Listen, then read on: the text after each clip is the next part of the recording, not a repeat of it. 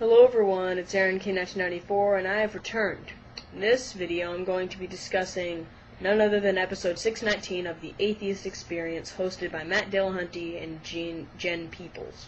In this episode they discuss the would they die for a lie argument, and their objections are just absolutely horrible. So let's get started here. Today's show, I have a question for you, and that is, would you die for a lie? So the claim is that Jesus must have been divine because his disciples wouldn't have died for something that they knew was a lie. So they must have known that he was the Son of God and that he was resurrected. Now, the way that pretty much any Christian apologist on YouTube would use that argument, this is nothing more than a straw man fallacy. Nobody would claim that just because the disciples died for the belief that they saw the risen Jesus, that therefore proves that Jesus rose from the dead. No Christian apologist on YouTube says that, okay? They say that because they died for it, then that proves beyond any reasonable doubt that they believed it, which then you have to explain the origin of the belief in the resurrection. So this is nothing more than a straw man fallacy. And of course, our immediate response to that is to point out that the 9/11 hijackers... Oh, brother, yet another straw man fallacy, and the usual stupid analogy used against this argument 10,000 times. The reasons why this analogy isn't valid is because Muslim martyrs weren't eyewitnesses to Muhammad.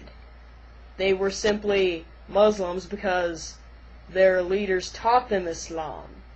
The disciples were eyewitnesses to the risen Christ. This is why this analogy fails. The apostles had to have seen what they thought to be the risen Jesus, or else there's no way that they would have died for it. The other problem with this die for a lie claim is that it makes several assumptions that can't even withstand casual scrutiny. The first of which is that Jesus existed as an actual historical person, in spite of the fact that there's no extra biblical evidence of this. Wow, that is a load of crap.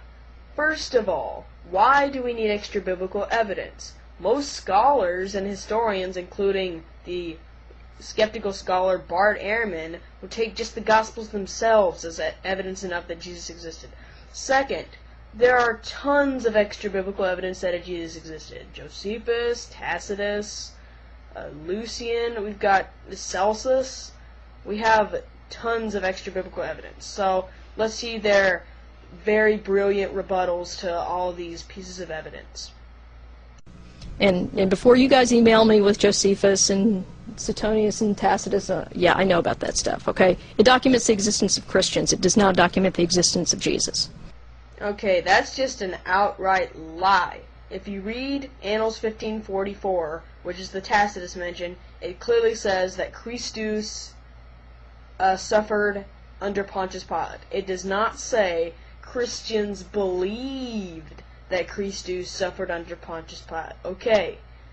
And Josephus specifically mentions Jesus and how the Christians followed him. Matt Dillahunty tries to address Josephus right after this, so let's look at that.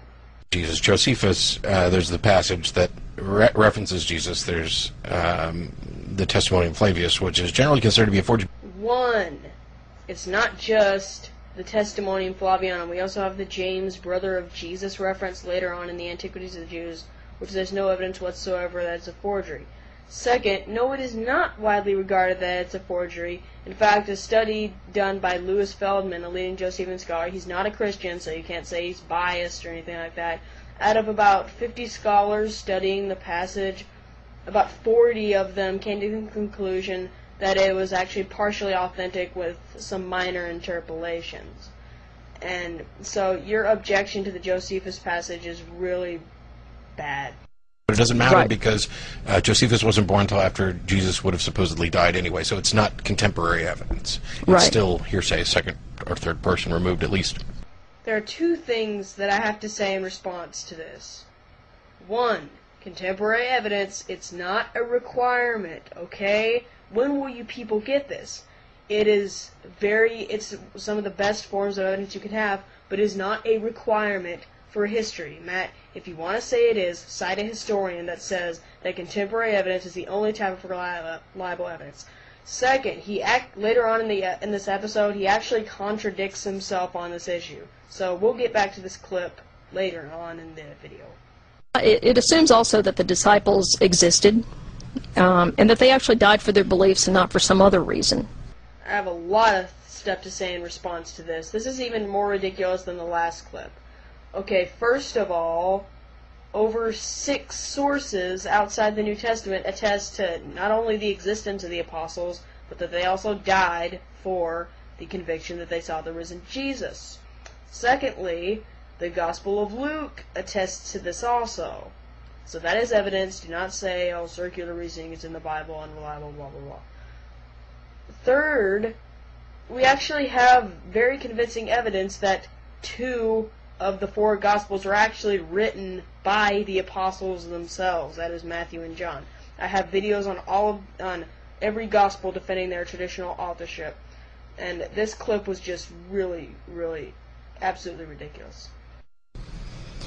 And it also assumes that, assuming the disciples existed and Jesus existed and everything, that's all historically true, absent the miracle claims, or even including the miracle claims, assuming all that's true, that they were simply not deceived. They could have just been deceived. Care to elaborate a little, Jen? That's a pretty simplistic explanation of the origin of belief in the resurrection. 2 more things to say in response to this. First of all, the disciples he later says that it could have been an illusionist. So this is a response to that point. First of all, the disciples were in close contact with Jesus for 2 to 3 years. They would know if it was the real Jesus or just somebody posing as him.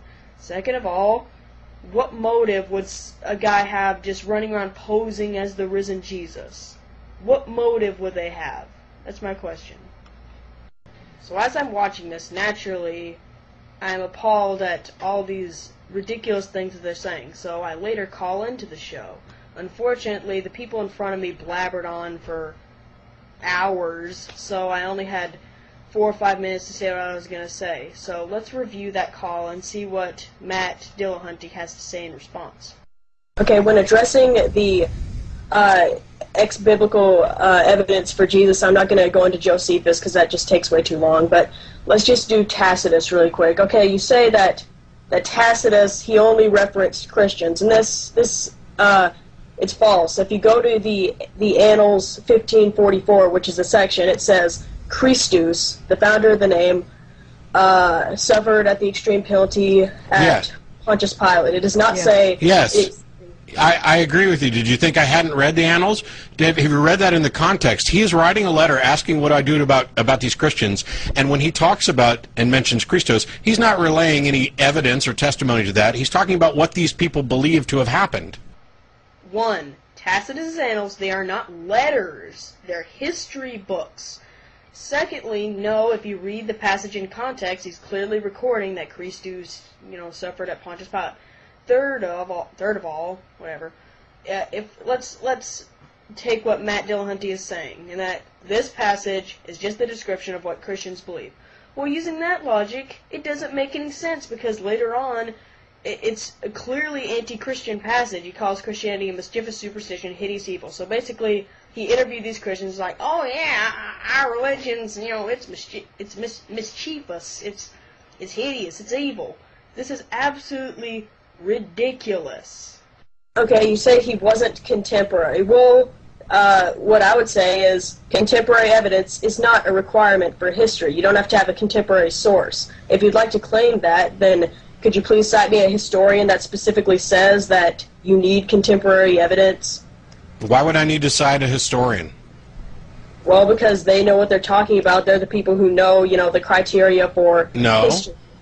No. Something as common as a crucifixion or something like that, you don't really need contemporary evidence. That's just what I'm saying. And I'm pretty much fine with that. Now, don't you find it interesting that in the earlier portions of the episode, he was clearly saying that contemporary evidence is the only kind of reliable evidence. He was just brushing off all the pieces of evidence just because they weren't contemporary. And even when I called and presented Tacitus, he's like, anyways, it's not contemporary, so you can't use it, it's unreliable.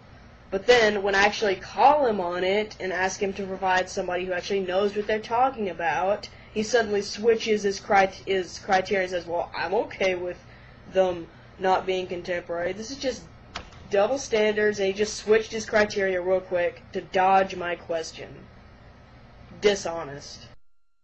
So this concludes my discussion on episode 619 of the Atheist Experience, and showing how they're just amateurs in history, and they have no idea what they're talking about at all. And when they're called on the ridiculous statements that they said earlier in the episode, they switch their criteria real fast just to dodge your question. So, thank you very much for watching, and have a nice day.